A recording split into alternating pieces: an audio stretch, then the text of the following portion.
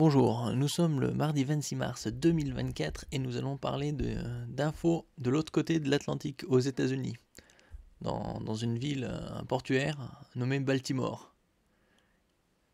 Baltimore aux États-Unis. Percuté par un navire, le pont s'est effondré en quelques secondes, ce que l'on sait. Vers 1h30 du matin, heure locale, c'est-à-dire à peu près, il y a à peu près 5-6 heures de décalage avec Paris. Un navire, un porte-conteneur, c'est encastré dans un des pylônes.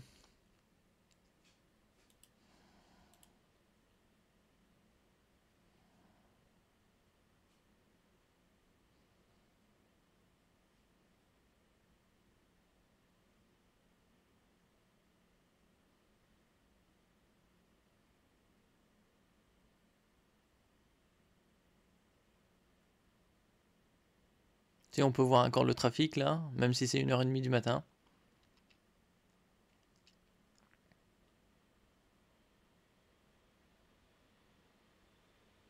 Voilà, à un moment on voit le navire, il est allumé, il est à l'éclairage. Et la seconde d'après, tout est éteint.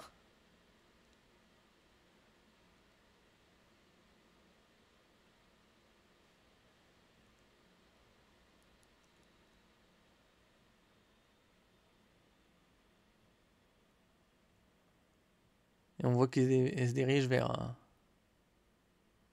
le pylône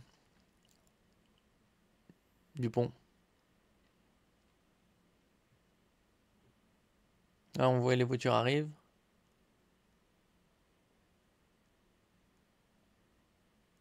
Et là ils foncent direct.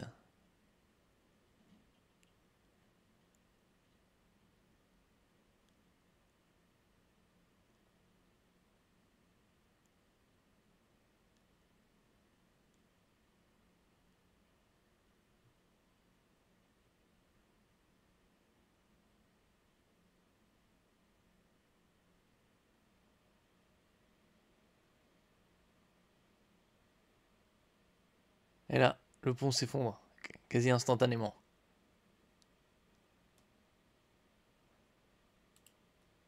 Si on regarde, il y a des voitures ici.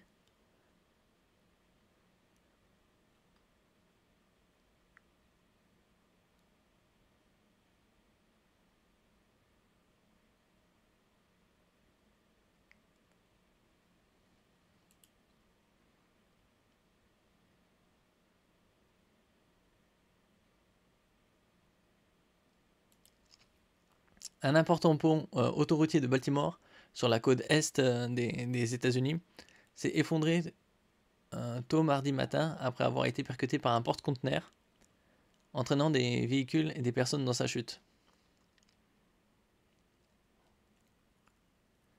Que s'est-il passé? Des images de vidéosurveillance montrent ce qui semble être un porte-conteneur heurtant un pilier du pont Francis Scott Key à Baltimore, sur la côte est des États-Unis, le faisant tomber dans la rivière avec une grande partie de la structure métallique de l'ouvrage.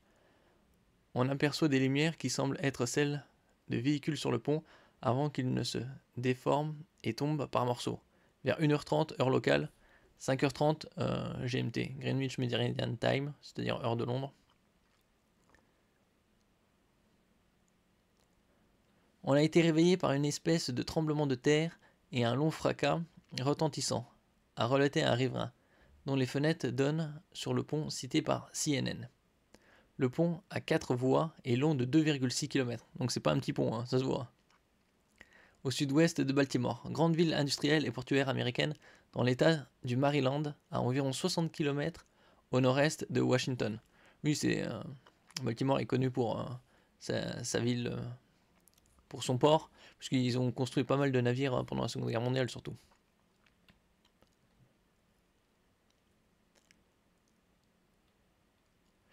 Il s'agit d'un axe nord-sud crucial pour les transports et l'économie de la côte est des États-Unis.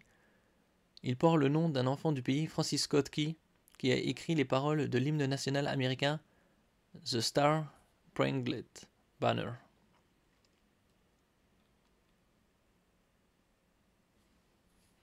Est-ce la symbolique de la chute des États-Unis? Combien de victimes à l'eau? Les secours recherchent au moins 7 personnes dans l'eau et sous l'eau autour de l'immense structure métallique tordue, dans un déploiement spectaculaire de moyens incluant des drones, hélicoptères et plongeurs. Notre sonar a détecté la présence de véhicules submergés dans l'eau, a déclaré James Wallace, le chef des pompiers de la ville. J'en ai pas encore le nombre, a-t-il ajouté. Parmi les victimes potentielles figurent des ouvriers qui travaillaient sur l'ouvrage qui enjambe l'embouchure de la rivière Patapsco.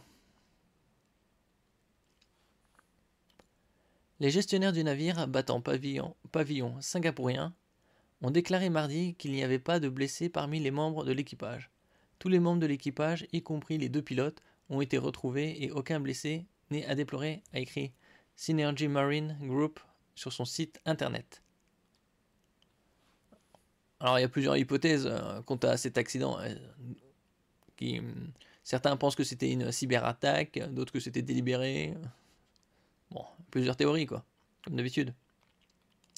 S'agit-il d'un acte terroriste? Il n'y a absolument aucune indication qu'il s'agisse d'un acte terroriste, que ce soit un acte délibéré, a déclaré Richard Worley, chef de la police de Baltimore. Tous les accès au pont étaient bloqués par un important déploiement de forces de police, a constaté un journaliste de l'AFP sur place. Le gouverneur de l'État américain du Maryland a décrété l'état d'urgence. Nous travaillons avec une équipe de plusieurs agences pour déployer rapidement les ressources fédérales de l'administration Biden, a précisé le gouverneur Wes Moore sur le réseau X. Le site de suivi du trafic maritime, Marine Traffic, a montré un porte-conteneur battant pavillon de Singapour nommé Dali, à l'arrêt sous le pont tôt mardi. Le géant danois du transport maritime, Maersk, a confirmé avoir affrété le navire, exploité par la société maritime Synergy Group.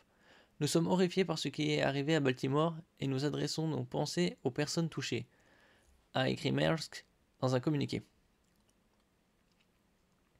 Maersk, c'est très connu dans le domaine du maritime, ça doit être les numéros 1 du transport de conteneurs. Un pont fragile. Des experts ont d'ores et déjà émis des doutes sur la solidité du pont, dont plusieurs arches ont été détruites sur une grande longueur. Même si le porte-conteneur dispose d'une puissante force d'inertie, à fortiori avec sa cargaison, l'ampleur des dommages à la superstructure du pont semble disproportionnée par rapport à la cause, a commenté le professeur Toby Mottram, un expert en structure de l'université britannique de Warwick. Le maire de Baltimore a évoqué une tragédie inconcevable. Il nous faut penser aux familles et aux personnes touchées, aux gens que nous devons rechercher. Pour l'instant, nous nous concentrons là-dessus, a ajouté Brandon Scott dans une conférence de presse. Oui, parce que le pont, quand même, il s'est effondré. Ça a été touché et ça s'est effondré comme un château de cartes. Si on regarde encore une fois ici, la structure est quand même super massive puisque le pont autoroutier fait 2,6 km en tout.